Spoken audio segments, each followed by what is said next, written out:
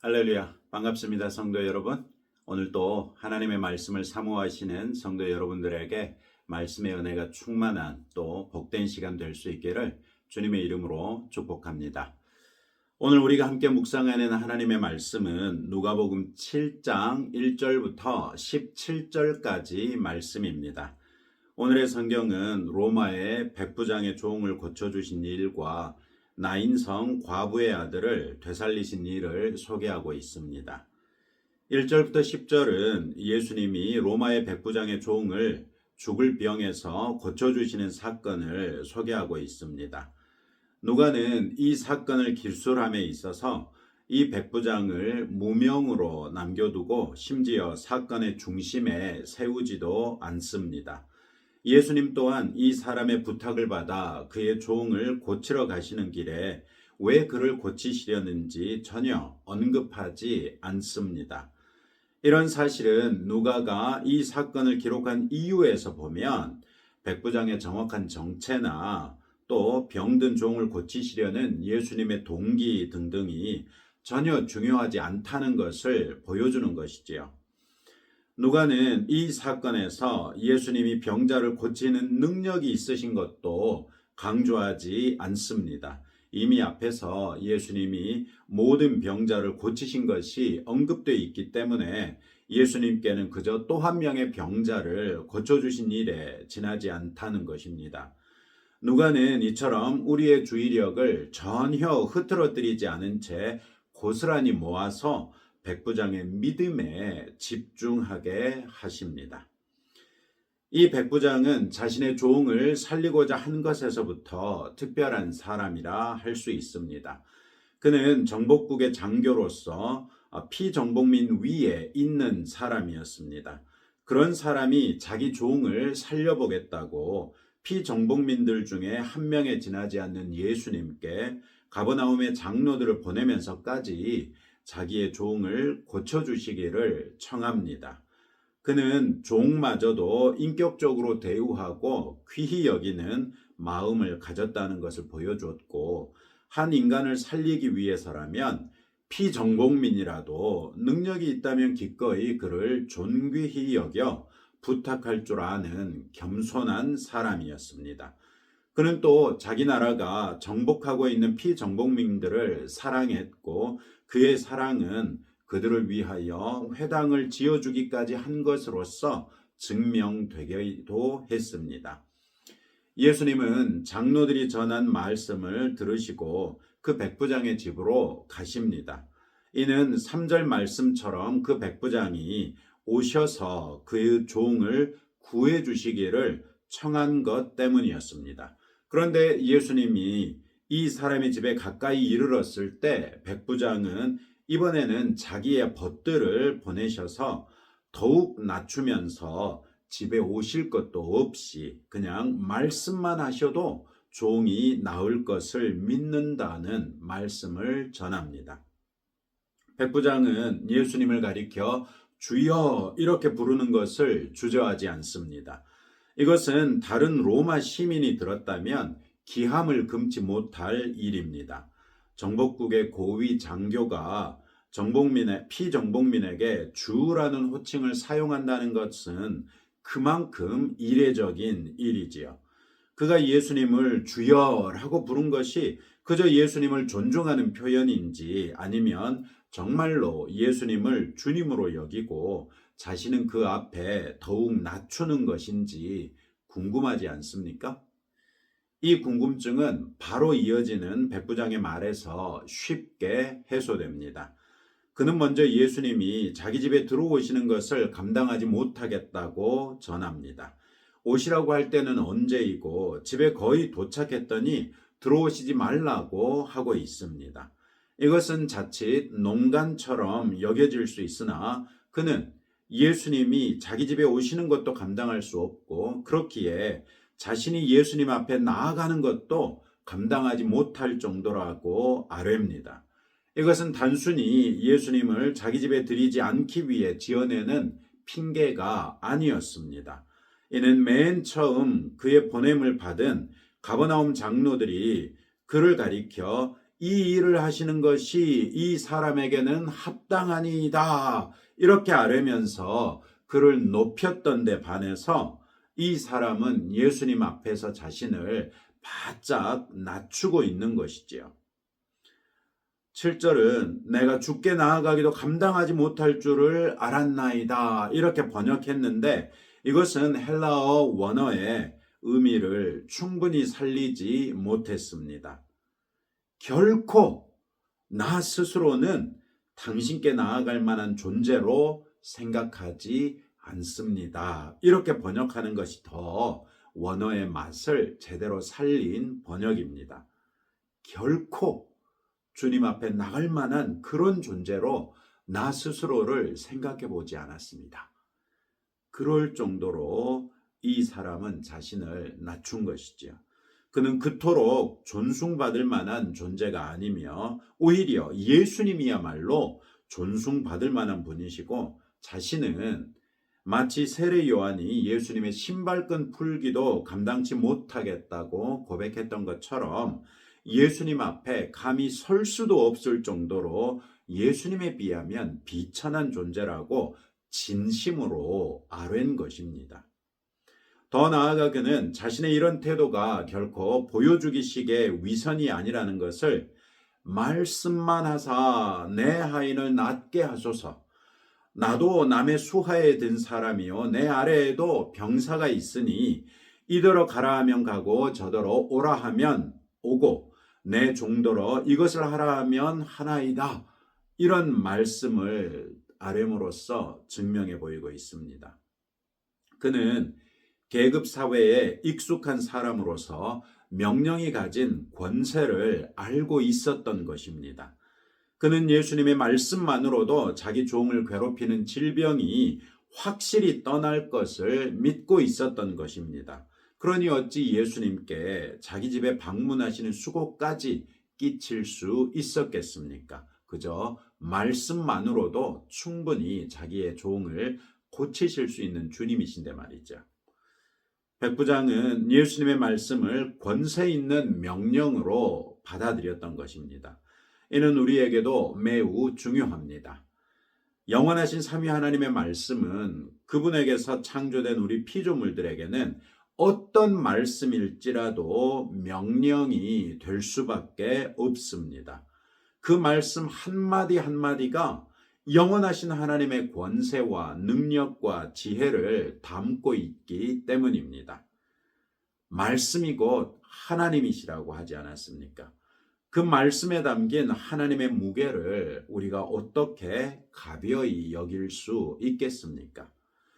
삼위 하나님 앞에 백부장과 같은 겸손이 우리에게도 있다면 우리 또한 이 백부장처럼 말씀이 가지는 권세와 능력과 지혜를 무겁게 받아들이는 것이 마땅하지 않겠습니까?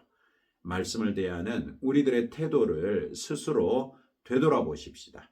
그리고 성경을 읽거나 묵상할 때 그것을 하나님께서 내게 주시는 명령으로 받아보십시다. 말씀의 권세를 확실하게 느끼실 수 있을 것입니다. 예수님은 이 사람의 말을 듣고 자기를 뒤따르던 사람들을 향하여 돌아서십니다. 그 당시까지 이스라엘 사람들 가운데서 이만한 믿음을 만나보지 못하셨거늘 이방인에게서 온전한 믿음을 보셨다는 것에 놀라신 것이죠. 예수님이 놀라실만 하지만 굳이 돌아서시기까지 하셨어요. 돌아서지 않고 오히려 백부장의 집을 향해 고개를 들어 올리셨다면 그것이 더 자연스럽지 않습니까? 아니, 내 동족에게서도 이런 믿음을 보지 못했는데 백부장 저 사람이 백부장이 살고 있는 집을 향하는 것이 더 맞지 않느냐는 것입니다. 그런데 예수님은 굳이 백부장의 집을 등지고 오셨던 방향으로 돌아서서 수많은 사람들을 향해 서신 것입니다. 이는 예수님이 그들에게 하실 말씀이 있다는 것 아니겠습니까? 놀라움을 표현하심으로써 예수님은 그 백부장과 같은 동일한 믿음을 자신 앞에 있는 무리들에게서 보기를 원하신다는 것을 말씀하고 계신 것이죠. 누가는 이 백부장이 어떻게 그런 믿음을 갖게 됐는지 전혀 설명하지 않은 채 백부장의 온전한 믿음에 온전한 초점을 맞춥니다. 온전한 믿음은 그만큼 존중받을 만하다는 것이지요. 하나님의 말씀에 대한 온전한 믿음은 우리에게도 하나님의 주목을 끌기에 충분하다는 것을 보여줍니다. 예수님은 6장에서 선생과 제자에 관해 말씀하실 때 제자가 궁극적으로 도달해야 하는 목표가 자기 선생과 같아지는 것이라고 말씀하셨고, 그것을 온전한 믿음이라는 견지에서 말씀하셨습니다. 예수님은 비록 자신이 가르치신 적 없음에도 불구하고 온전한 믿음의 일은 이방인 백부장을 보여주심으로써 장차 복음이 이방인에게도 전해져서 이방인들에게도 구원의 문이 열릴 것을 미리 보여주신 것이지요. 그리고 이 사건은 이 고넬료라는 사람의 집에서 이루어진 것을 확인할 수 있습니다. 그리고 더 멀리는 바울의 사역을 통해 이 사도행전에서 수없이 많은 구원의 사건들이 일어난 것을 볼 수 있죠. 이 온전한 믿음으로서야 비로소 우리 역시 구원에 이르러 하나님의 자녀가 될 수 있었다는 것을 기억하시기 바랍니다. 여러분의 믿음은 백부장의 믿음에 견주어 온전하다고 할 수 있습니까? 혹시 우리는 정말 중요한 말씀의 권위는 잊어버린 채 예수님더러 꼭 내게 오셔야만 한다고 고집부리고 있지는 않습니까? 믿음이 없는데 예수님이 오신들 우리가 그분을 믿을 수 있겠습니까? 예수님께서 고향 나사렛에 가셨으나 나사렛 사람들은 예수님을 믿지 않았고 예수님께서 그곳에서 많은 기적을 행하실 수 없었다고 성경은 증거했습니다.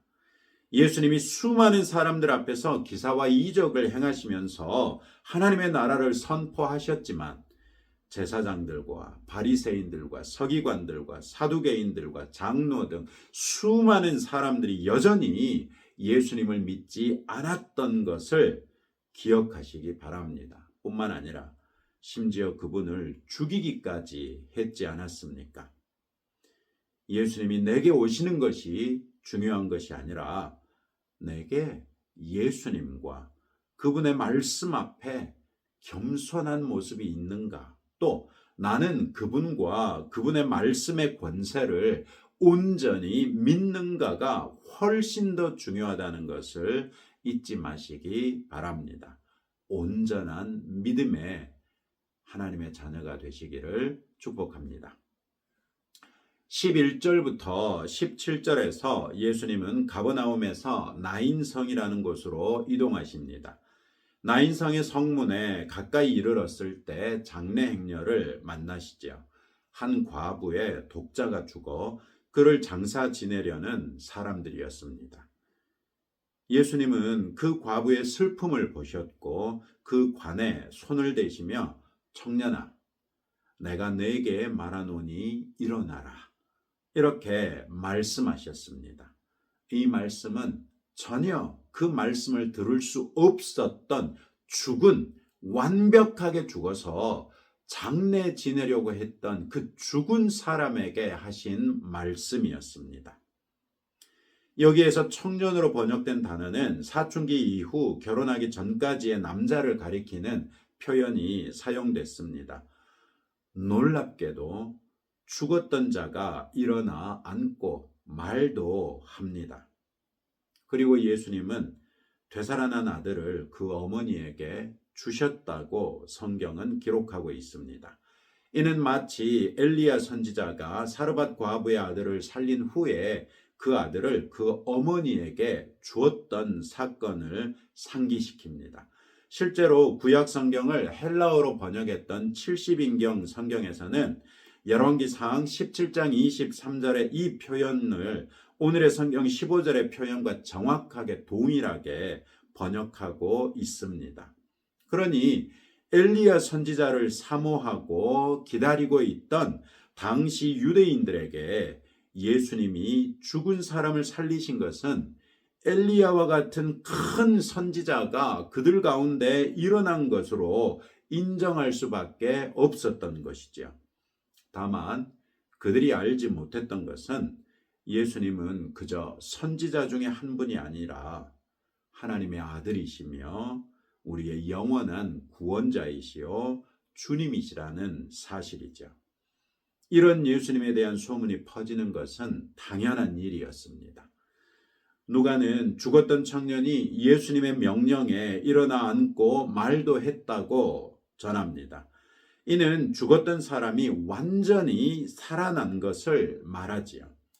이는 자신이 스스로 부활의 첫 열매가 되시기 이전부터도 예수님께 죽은 자를 살리실 수 있는 권세가 있었다는 것을 보여주는 것이죠. 이로써 예수님이 오심으로써 죽음의 시대가 끝나고 생명의 시대가 시작됐고, 슬픔의 시대가 끝나고 놀람과 기쁨의 시대가 왔으며 안식과 샬롬의 시대가 왔다는 것을 보여주는 것이죠.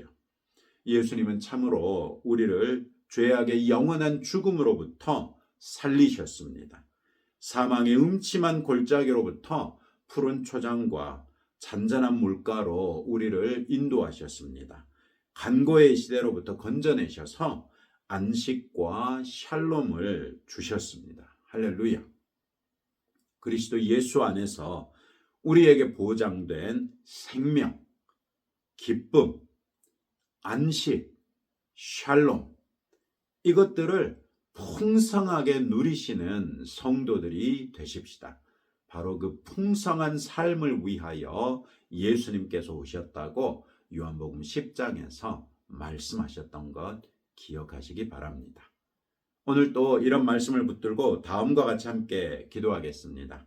말씀의 권세를 온전히 믿어서 말씀의 능력을 경험하며 살 수 있도록 기도하시고, 예수님이 우리에게 주신 생명, 기쁨, 안식, 샬롬을 누리는 성도가 될 수 있도록 기도하시고, 우리 나라를 위해서 기도해 주시기를 부탁드립니다. 함께 기도하겠습니다.